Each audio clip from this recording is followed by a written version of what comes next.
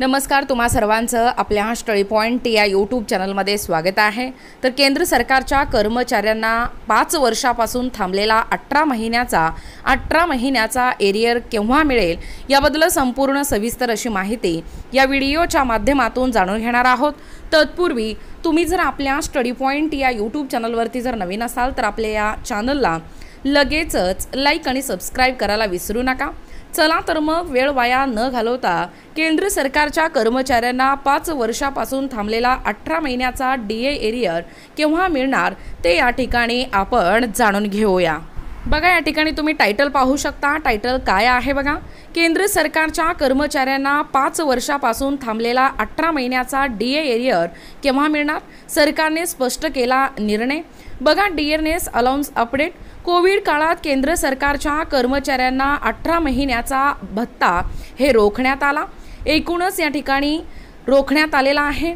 बघा कशा पद्धतीने अपडेट आहे। ही थकबाकी मिळणार का, पुन्हा प्रश्नचिन्ह।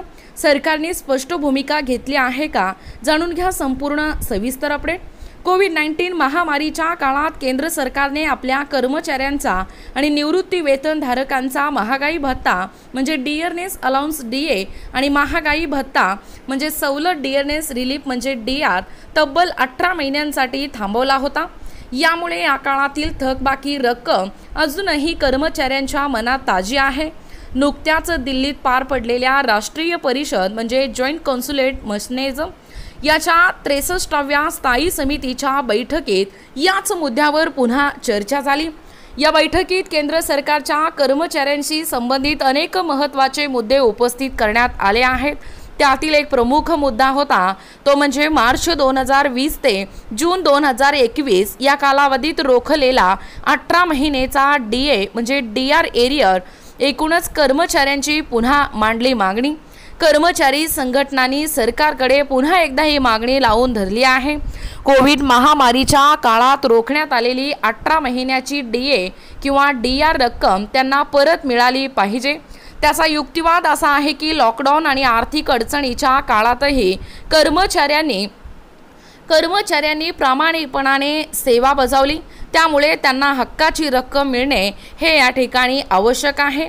बघा, सरकारचे स्पष्ट मत, डीए एरियर सध्या शक्य नाही।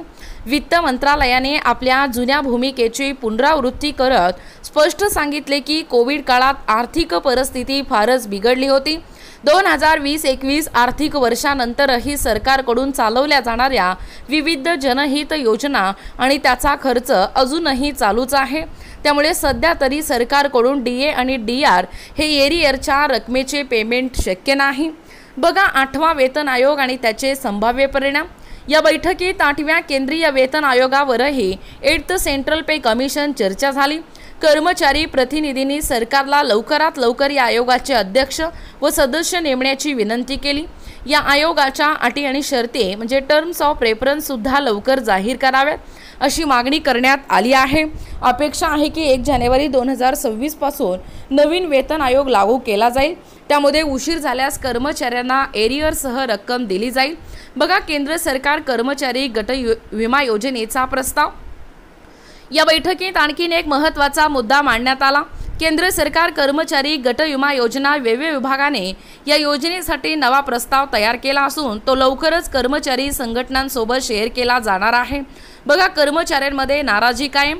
डीए आणि डीआर एरियरच्या मुद्द्यावर अजूनही केंद्र सरकारच्या कर्मचाऱ्यांमध्ये नाराजी आहे।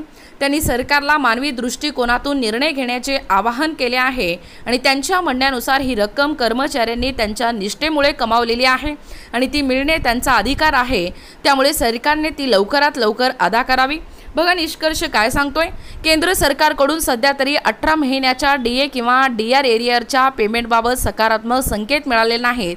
मात्र कर्मचारी संघटना आपली मागणी जोरात मांडत आहे आणि यापुढेही हा मुद्दा चर्चेत राहणार हे मात्र या ठिकाणी निश्चित आहे। बघा, एकूणच अशा पद्धतीने केंद्र सरकारच्या या कर्मचाऱ्यांना 5 वर्षापासून थांबलेला 18 महिन्याचा डीए एरियर केव्हा मिळणार, सरकारने स्पष्ट केलेला हा निर्णय काय आहे याबद्दल संपूर्ण सविस्तर अशी माहिती या व्हिडिओच्या माध्यमातून जाणून घेण्याचा प्रयत्न केलेला आहोत। अशाच प्रकारचे नवनवीन अपडेट पाहिजे असतील किंवा तुम्हाला जर आमच्या अध्यापनाचे व्हिडिओ आवडत असतील किंवा तुम्ही जर आपल्या स्टडी पॉईंट या यूट्यूब चॅनलवरती जर नवीन असाल तर आपल्या या चॅनलला लगेचच लाईक आणि सबस्क्राईब करायला विसरू नका। भेटूया अशाच पुढच्या नवीन व्हिडिओमध्ये, तोपर्यंत धन्यवाद।